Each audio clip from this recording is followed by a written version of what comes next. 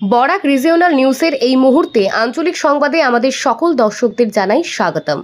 এখন শুনবেন করিমগঞ্জ, শিলচর এবং হাইলাকান্দি থেকে একযোগে প্রচারিত আজকের আঞ্চলিক সংবাদ। প্রথমে সাংবাদিক শিরোনাম। নির্বাচন ময়দানে বাংলাদেশের ছায়া এবার ভারতে। করিমগঞ্জে পাথারকান্দির আশাইর ঘাটে কংগ্রেসের প্রচারে বিজেপির বাধা। সলগই ব্রিজে প্রাক্তন বিধায়ক মনিলাল গোয়ালা সহ কর্মীরা অবরুদ্ধ। শেষে পুলিশের হস্তক্ষেপে পরিস্থিতি নিয়ন্ত্রণে। এবারে অসম বিধানসভা নির্বাচনে নিজেদের দলের খাতা খুলতে মরিয়া হয়ে উঠেছে অল ইন্ডিয়া তৃণমূল কংগ্রেস। দক্ষিণ করিমগঞ্জ বিধানসভা আসনে তৃণমূল কংগ্রেসের প্রার্থী আজিজ আহমেদ খানের সমর্থনে প্রচারে আসছেন তৃণমূল লোকসভা সাংসদ তথা অভিনেত্রী সায়নী ঘোষ। বরাক উপত্যকায় জোরদার প্রচারের অংশ হিসেবেই তার এই সফর। বিষয়টি জানিয়েছেন তৃণমূলের রাজ্যসভা সাংসদ সুস্মিতা দেব। বিভাজনের রাজনীতি করে উন্নয়ন থেকে মানুষের দৃষ্টি সরানোর চক্রান্ত করছে বিজেপি সরকার। সচেতন হয়ে ভোট দিন। কাছাড়ে কংগ্রেস প্রার্থীদের প্রচারে এসে সাংবাদিক সম্মেলন করে বললেন ইনার মণিপুরের সাংসদ আকুইজম বিমল। এবারে অসম বিধানসভা নির্বাচনকে সামনে রেখে রাজনৈতিক উত্তাপ ক্রমেই বাড়ছে। এই পরিস্থিতিতে বদরুদ্দিন আজমলের দল AIUDF এর সমর্থনে প্রচারে নামলেন আসাউদ্দিন ওয়াইসি।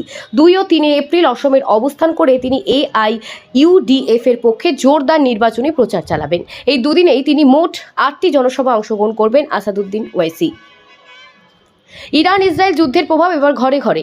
এক ধাক্কায় কমার্শিয়াল গ্যাস সিলিন্ডারের 200 পর্যন্ত বৃদ্ধির চাপে সাধারণ মানুষ। বাড়তে পারে নিত্য প্রয়োজনীয় জিনিসের দাম।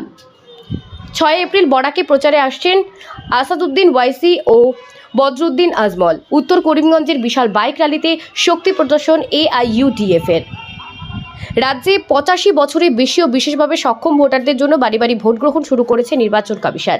বরাকে প্রায় 26,000 যোগ্য ভোটারের জন্য নির্বাচন কমিশনের বিশেষ উদ্যোগ। কাছাড়, করিমগঞ্জ ও হাইলাকান্দিতে চলছে প্রক্রিয়া। কংগ্রেসের সবাই ভেতরে ভেতরে বিক্রি হয়ে গিয়েছে বিজেপির কাছে। একদিন গৌরব গগৈ এই বিজেপিতে যোগ দিতে পারেন, এমন বিস্ফোরক অভিযোগ বদরুদ্দিন আজমলের। এবারে শুনবেন বিস্তারিত সংবাদ। রাজ্যের 85 বছর ও তার বেশি বয়সী এবং বিশেষভাবে সক্ষম প্রায় 26,000 যোগ্য ভোটারের বাড়ি বাড়ি গিয়ে ভোট গ্রহণ প্রক্রিয়ায় গতকাল শুরু হয়েছে। এই প্রক্রিয়া অংশ হিসেবে নির্বাচন আধিকারিক কর্মচারীরা প্রবীণ নাগরিকদের ঘরে ঘরে গিয়ে তাদের ভোট গ্রহণ করছেন। বিশেষভাবে সক্ষম ভোটারদের বাড়িতে গিয়েও ভোট গ্রহণের ব্যবস্থা করা হয়েছে। কাছাড়, শ্রীভূমি এবং হাইলাকান্দি জেলাতেও প্রবীণ নাগরিক ও বিশেষভাবে সক্ষম ভোটারদের বাড়ি বাড়ি গিয়ে তাদের ভোট গ্রহণ প্রক্রিয়া চলছে। বিধানসভা নির্বাচনের আর মাত্র 7 দিন বাকি থাকতে রাজনৈতিক দলগুলোর প্রচার অভিযান তীব্র হয়ে উঠেছে। শাসক ও বিরোধী উভয় পক্ষই তারকা প্রচারকদের নিয়ে ভোটারের আকৃষ্ট করার চেষ্টা চালিয়ে যাচ্ছে। এদিকে বরাক উপত্যকার 3 জেলা কাছাড়, শ্রীভূমি ও হাইলাকান্দিতেও প্রচার অভিযান জোরদার হয়েছে। সবকটি রাজনৈতিক দলের প্রার্থীরা ভোটারদের আকৃষ্ট করতে নির্বাচনী সভা, পদযাত্রা ইত্যাদির আয়োজন করছেন। শ্রীভূমি জেলাতেও প্রচার অব্যাহত রয়েছে। বিজেপি প্রার্থী তথা রাজ্যের মন্ত্রী কৃষ্ণেন্দু পাল আজ পাথারকান্দি বিধানসভা কেন্দ্রের কানাই বাজারে প্রচার চালান। শ্রীভূমি পৌরসভার 15 ও 16 নম্বর ওয়ার্ডে বিজেপি প্রার্থী সুব্রত ভট্টাচার্যের সমর্থনে একটি যৌথ নির্বাচনী সভা অনুষ্ঠিত হয়েছে।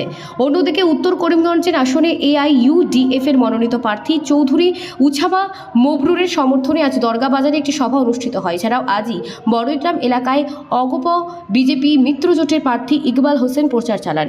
উত্তর করিমগঞ্জ আসনে কংগ্রেস প্রার্থী জাকারিয়া আহমেদ নিজতানুপুর এবং এলাকায় বিজেপির নির্বাচনী প্রচার চালান। এদিকে হাইলাকান্দি জেলার আলগাপুর কাটলিছড়া বিধানসভা আসনেও প্রচার জোরদার হয়েছে। মোট মোট 15 জন প্রার্থী প্রতিদ্বন্দ্বিতা করছেন। আজ নির্দল প্রার্থী ও বর্তমান বিধায়ক সুজামউদ্দিন লস্কর সরসপুর চাবাগান এলাকায় প্রচার চালান। অন্যদিকে অসম গণ পরিষদ প্রার্থী জাকির হোসেন লস্কর আলগাপুর বাজার এলাকায় জনসভা করেন। কংগ্রেস প্রার্থী জুবায়ের আলমের আজ কাটলিছড়া এলাকায় প্রচার চালান।